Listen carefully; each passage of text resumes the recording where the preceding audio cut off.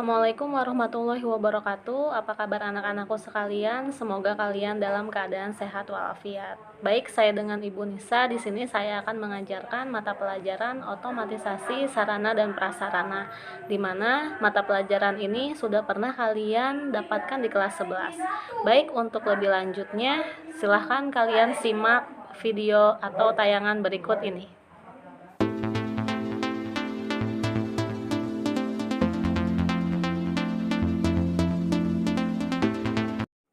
Baik anak-anak, mari kita masuk ke materi, yaitu tentang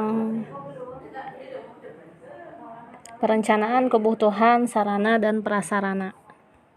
Nah, di sini ada definisi perencanaan sarana dan prasarana, yaitu merupakan suatu proses mempersiapkan suatu tindakan atau pelaksanaan dengan menetapkan langkah-langkah yang tepat untuk mencapai suatu tujuan dengan memanfaatkan sumber daya secara tepat guna dan memaksimalkan setiap rangkaian proses pencapaian tujuan dalam sebuah kantor. Nah, itu adalah definisi dari perencanaan sarana dan prasarana. Selanjutnya kita masuk ke ruang lingkup perencanaan kebutuhan sarana dan prasarana. Di sini ada 7 perencanaan kebutuhan sarana dan prasarana. Yang pertama adalah analisis kebutuhan SAPRAS, yang kedua jenis kebutuhan SAPRAS, yang ketiga syarat-syarat perencanaan kebutuhan, yang keempat manfaat perencanaan SAPRAS, yang kelima alur usulan sarana dan prasarana, yang keenam dasar pemikiran usulan, dan yang ketujuh usulan berdasarkan pengelompokan barang. Baik, kita bahas satu persatu. Yang pertama adalah analisis kebutuhan sarana dan prasarana, di mana analisis kebutuhan SAPRAS ini merupakan suatu kegiatan mengamati dan mempelajari tentang apa saja yang menjadi kebutuhan dari suatu instansi atau kantor pada masa kini atau masa sekarang dan masa mendatang. Nah, apa saja sih yang harus diperhatikan dalam analisis perencanaan kebutuhan sarana dan prasarana? Yang pertama adalah klasifikasi alat atau SAPRAS yang dibutuhkan. Lalu yang kedua, spesifikasi alat atau SAPRAS. Yang ketiga, di mana lokasi alat atau sarana prasarana itu akan digunakan, lalu siapa yang akan menggunakannya, kapan alat tersebut digunakan, dan berapa jumlah atau volume yang dibutuhkan. Itu merupakan penjabaran dari analisis kebutuhan sarana dan prasarana. Lalu selanjutnya ada jenis kebutuhan SAPRAS. Nah, jenis kebutuhan SAPRAS ini dibagi menjadi 2. Yang pertama berdasarkan analisis kebutuhan kualitatif dan berdasarkan analisis kebutuhan kuantitatif. Yang pertama analisis kebutuhan kualitatif, maksudnya di sini adalah sarana dan prasarana apakah yang masih ada, lalu bagaimana kondisinya, apakah kondisi tersebut masih bisa mendukung proses berlangsungnya suatu kegiatan yang ada di kantor. Lalu yang kedua analisis kebutuhan kuantitatif. Kalau analisis kebutuhan kuantitatif di sini maksudnya adalah berapa jumlah sarana dan prasarana yang masih efisien atau yang masih efektif untuk digunakan. Lalu apa sajakah sarana yang ada sesuai dengan jumlah pegawai yang ada, artinya apakah sarana yang ada di suatu kantor tersebut itu sesuai dengan jumlah pegawai yang ada di kantor tersebut. Lalu apakah sarana yang ada masih mencapai target pencapaian yang telah ditetapkan. Nah, itu merupakan jenis kebutuhan SAPRAS berdasarkan analisis kebutuhan baik kuantitatif maupun kualitatif. Baik, selanjutnya masuk ke manfaat perencanaan sarana dan prasarana. Di sini ada beberapa manfaat perencanaan sarana dan prasarana, di antaranya adalah merupakan standar pelaksanaan serta pengawasan SAPRAS, lalu pemilihan berbagai alternatif terbaik.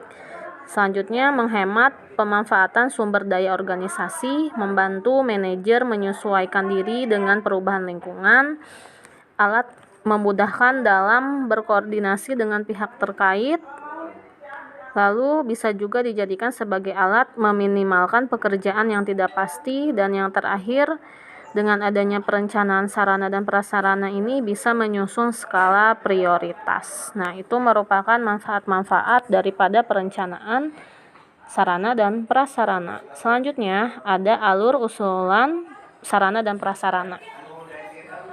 Nah, untuk alur dan usulan SAPRAS ini terdiri dari 5 alur ya. Yang pertama adalah usulan kebutuhan SAPRAS. Berarti pada saat akan melakukan pengusulan sarana dan prasarana, yang pertama adalah mengusulkan terlebih dahulu kebutuhan atau sarana prasarana apa saja yang akan diajukan ya. Usulan kebutuhan SAPRAS ini salah satunya bisa menampung semua usulan SAPRAS dari setiap unit kerja yang ada di organisasi tersebut, atau menginventaris kebutuhan SAPRAS apa saja yang dibutuhkan, atau menginventaris kebutuhan SAPRAS apa saja yang tidak memenuhi atau tidak memadai, atau kebutuhan yang kurang. Nah, selanjutnya setelah mengusulkan kebutuhan alat atau SAPRAS, langkah selanjutnya adalah penyusunan rencana kebutuhan. Nah, penyusunan rencana kebutuhan di sini maksudnya adalah menyusun rencana kebutuhan sarana dan prasarana untuk periode tertentu, misalnya untuk 1 atau 2 tahun ke depan.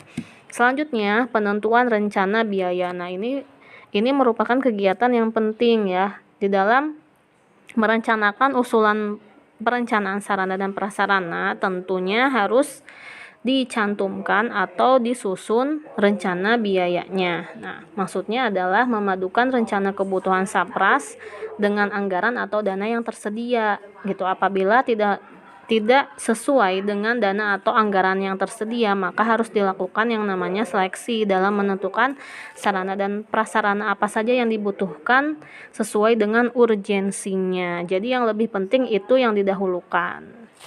Selanjutnya, yang keempat, penyusunan skala prioritas.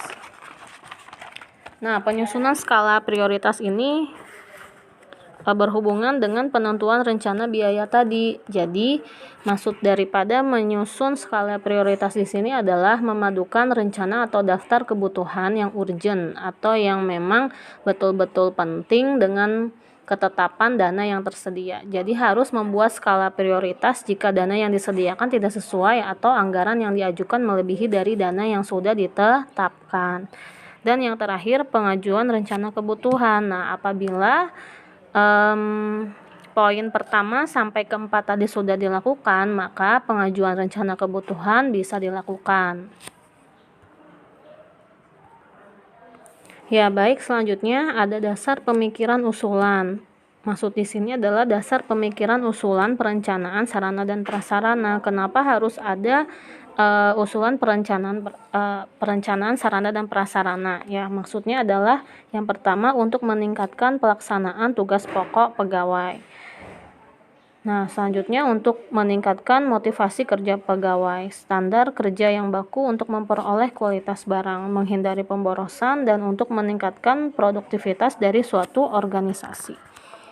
Lalu yang terakhir adalah usulan berdasarkan pengelompokan barang. Nah, usulan berdasarkan pengelompokan barang di sini dibagi menjadi 2. Yang pertama adalah barang bergerak habis pakai dan barang bergerak tidak habis pakai. Seperti yang kalian ketahui,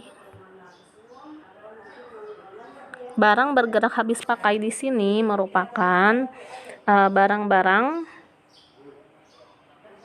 yang memang sekali pakai langsung habis, atau barang-barang seperti alat tulis kantor ya. Nah, di sini untuk usulan berdasarkan pengelompokan barang, untuk barang bergerak habis pakai, yang pertama harus menyiapkan daftar penyusunan barang yang disesuaikan dengan kebutuhan masing-masing unit satuan kerja berdasarkan pengamatan SAPRAS yang masih ada dan digunakan dalam batas-batas efisiensi. Lalu yang kedua, harus dibuatnya daftar perincian biaya, pengadaan barang, penyimpanan, salah.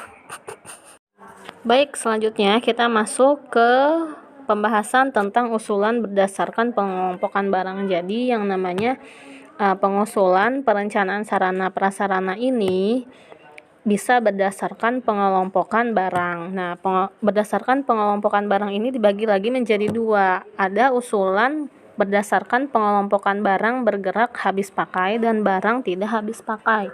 Nah, di mana barang bergerak habis pakai ini seperti yang kalian ketahui, contohnya salah satunya adalah alat tulis kantor. Nah, apa saja sih yang harus dipersiapkan dalam mengusulkan pengelompokan barang tersebut? Nah, yang pertama, untuk barang bergerak habis pakai ini biasanya harus dibuatkan daftar penyusunan barang yang disesuaikan dengan kebutuhan masing-masing unit daripada organisasi tersebut.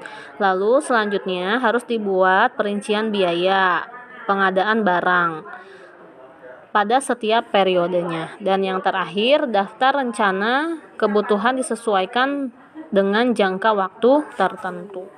Nah, yang terakhir ada pengusulan barang tidak habis pakai. Kalau barang tidak habis pakai ya contohnya seperti lemari arsip, meja, kursi, itu salah satu contohnya. Nah, untuk pengusulan barang tidak habis pakai ini yang harus diperhatikan adalah membuat daftar penyusunan barang disesuaikan dengan kebutuhan masing-masing unit satuan kerja. Nah, ini berdasarkan pengamatan SAPRAS yang masih ada dan yang digunakan. Lalu dibuatkan daftar perkiraan pembiayaan pengadaan barangnya, penyimpanan sampai kepada pemeliharaan. Dan yang terakhir, membuat daftar rencana kebutuhan disusun berdasarkan periode tertentu. Nah, ini merupakan salah satu contoh gambar di mana ada beberapa sekelompok orang yang sedang berdiskusi atau melakukan suatu rapat. Di sini sebagai penyedia atau pengusulan sarana dan prasarana kantor. Ya. Lalu ini pun ada gambar di mana contohnya ya, ini gambarnya ruang meeting. Nah, ruang meeting di sini merupakan salah satu contoh daripada perusahaan dalam mengupayakan kebutuhan operasional kantor atau kebutuhan kegiatan sehari-hari di kantor. Lalu yang terakhir di sini ada ruang kerja. Nah, ruang kerja ini lengkap ya, ada komputer, meja, kursi, CPU, dan ini merupakan ruang kerja di mana suatu pencapaian yang benar dari suatu proses perencanaan sarana dan prasarana tadi. Jadi kalau misalkan proses perencanaan SAPRAS-nya sudah benar, maka akan mencapai suatu ruang kerja yang lengkap dan kondusif. Nah, itu bisa membuat nyaman para karyawan untuk bekerja di kantor. Nah, baik, terima kasih. Mungkin itu saja materi pembelajaran pada pertemuan kali ini. Apabila ada pertanyaan ataupun ada materi yang belum kalian pahami, nanti kita akan diskusikan sama-sama. Baik, sekian. Assalamualaikum warahmatullahi wabarakatuh.